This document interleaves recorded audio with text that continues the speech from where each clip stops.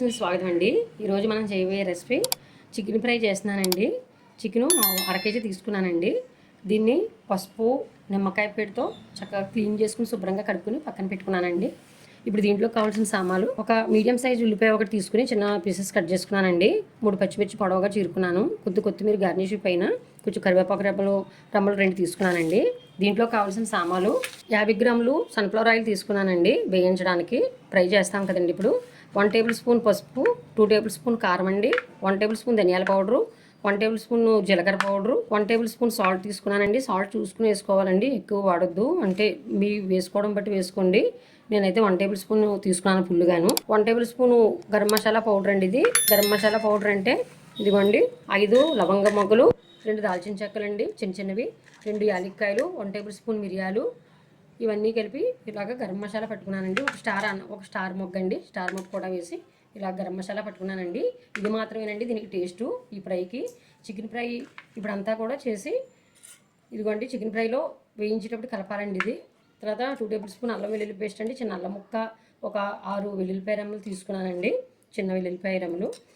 ఇదిగోండి మొత్తం 2 table spoon మాత్రమే అయ్యింది. ఇది సరిపోతుందండి మసాలా దీనికి. ఇవంటి ఇంగ్రీడియంట్స్. ఇప్పుడు తయారు చేసే విధానం అంతా కూడా ఇప్పుడు మీకు చూపిస్తానండి. ఇంగ్రీడియంట్స్ కూడా అన్నీ కూడా మెజర్మెంట్లో పైన రాస్తానండి, చూసుకోండి. ఇప్పుడు కడాయి పెట్టుకున్నాను. వెడల్పాటి కొంచెం మందపాటి కడాయి పెడదామండి.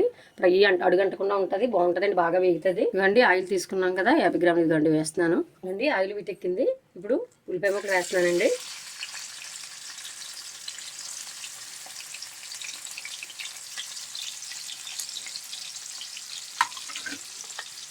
త్వరగా వేయించుకోవాలండి. ఇది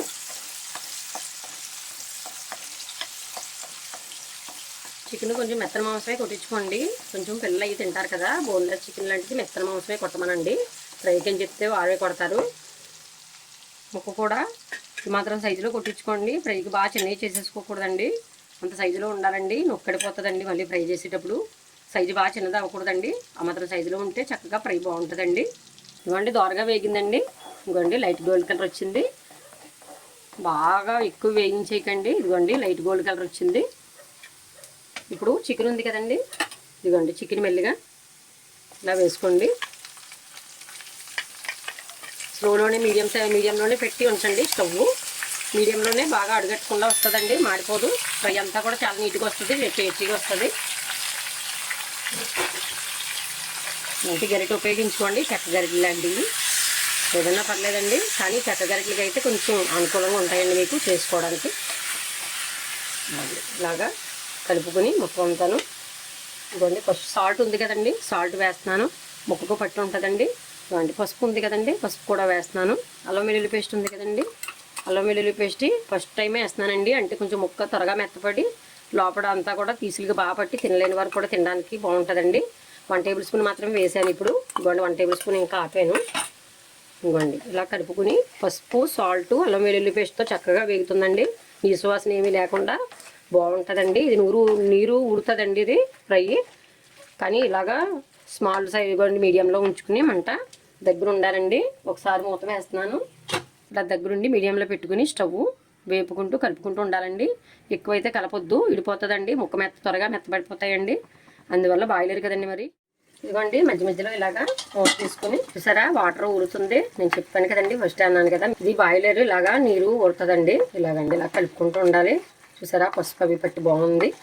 ఇవ్వండి మళ్ళీ మూత పెడదామండి. మీడియంలోనే పెడుతున్నాను అంట, వేగనిద్దామండి. దగ్గరుండి అలా వేగుతుంది.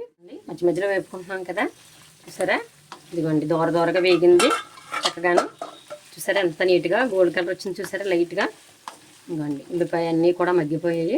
ఇవ్వండి అల్లం వెల్లుల్లి పేస్ట్ ఉంచాం కదండి 1 టేబుల్ స్పూన్ ఇంకాను అది వేస్తున్నానండి. ఇవ్వండి పచ్చిమిర్చి కూడా తీసుకున్నాం కదా, ఇవి కూడా వేస్తున్నాను. ఇవ్వండి గరం మసాలా తీసుకున్నాం కదండి 1 టేబుల్ స్పూన్ గరం మసాలా వేస్తున్నానండి. ఒకసారి కలుపుదామండి. ఇవ్వండి ముక్కలు చూసారా ఎక్కడ విడిపోకుండా వస్తున్నాయండి. ఫ్రై మాత్రం ముక్కలు అసలు విడిపోనివ్వకుండా చేసుకోండి. ఇలా దగ్గరే ఉండి చేసుకోవాలండి, ఎక్కడికి వెళ్ళకుండాను. ఇంకా చూసారా ఇప్పుడు వేగుతుందండి, చక్కగా మసాలా అయ్యి పడుతుంది. ఇదిగోండి జీలకర్ర పౌడర్ ఉంది కదా అది వేసాను, ధనియాల పౌడర్ వేసాను. ఇదిగోండి కారం తీసుకున్నాం కదా, ఇదిగోండి కారం అంతా కూడా వేసేసాను. ఇదిగోండి ఇలా కలుపుకుందాం. బాగా చూసారా ఎంత రోస్ట్గా కనిపిస్తుందో. కారం మీరు చూసుకుని వేసుకోండి. నేను చూపించిన 2 టేబుల్ స్పూన్ చూపించాను, ఇది 1/2 కిలో అండి. మీరు తక్కువ తినేవారు ఉంటారు, ఎక్కువ తినేవారు ఉంటారు. కారం సాల్ట్ మాత్రం చూసుకోండి. ప్రతి వీడియోలో కూడా చెప్తూ ఉంటాను. వాయిస్ ఓవర్ కొంచెం స్లోగా ఇస్తున్నానండి, నాకు ఫీవర్గా ఉందన్నమాట. ఇదిగో మా వాళ్ళకని చేస్తున్నాను. దీంట్లో రసం పెట్టుకుని తినండి, చాలా బాగుంటుంది. రైస్లో కలుపుకుని తినేయచ్చు, ఇలాగా ఒట్టినే కూడా తినేయచ్చు. చాలా టేస్టీగా ఉంటుందండి. ప్రతిసారి కూడా నేను ఇలాగే చేస్తాను. ఇంకా 2-3 రకాలుగా కూడా ఫ్రైలు వేరేగా చూపిస్తానండి, వీడియోలు చేస్తాను. ఎక్కువగా ఇలా చేస్తూ ఉంటానండి, బాగుంటుంది. చాలా రోస్ట్గా ఉంటుంది. ఇదిగోండి దీంట్లో కరివేపాకు ఉంది కదండి, ఇదిగోండి ఇదే బాగా టేస్ట్ అండి ఫ్రైకి. ఇలా వేసుకోండి. దీంతో ఫ్రై వేగాలి. కింద అడుగు పట్టకుండా చూసుకోండి, మీడియంలోనే ఉంచుకోండి మంట. చూసారా ఎక్కడ అడుగు పట్టట్లేదు, బాగుంది. మీకు నాన్ స్టిక్ ఉన్నా కూడా ఉపయోగించుకోండి. ఇది మామూలు కడాయి అండి. ఇది గిన్నె మూత వేస్తానండి. ఒక నిమిషం మూత వేసాం కదండి, చూసుకుంటూ ఉండాలండి, అడుగంటుతుంది. ఇప్పుడు అట్ల పుల్ల ఉపయోగిస్తున్నానండి. ఇవ్వండి అడుగంటుతూ ఉంటుంది, అందువల్ల ఇవ్వండి ఇలా గరిటెట్టి తిప్పుకోండి. అట్ల పుల్ల నాన్ స్టిక్ అయితే స్టీల్ది కదండి, చెక్కదే పెట్టుకోండి. అంటే ఫస్ట్ చక్కర చూపించాను కదా, అలా చేస్తారు. ఇదిగోండి చూసారా ఎంత రోస్టెడ్గా తయారైందో. ఇదిగోండి చక్కగా చూసారా ముక్క అలా రోస్ట్గా తయారవ్వాలండి. ఒకసారి సాల్ట్ చూద్దామండి.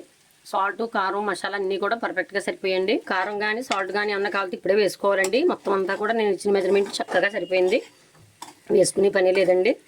చూసారా కారం మసాలా అన్నీ కూడా చక్కగా సరిపోయండి. చాలా ఇదిగా ఉంది, బాగుంది. చూసారా అంతా కూడా రెడీ అయిపోయింది.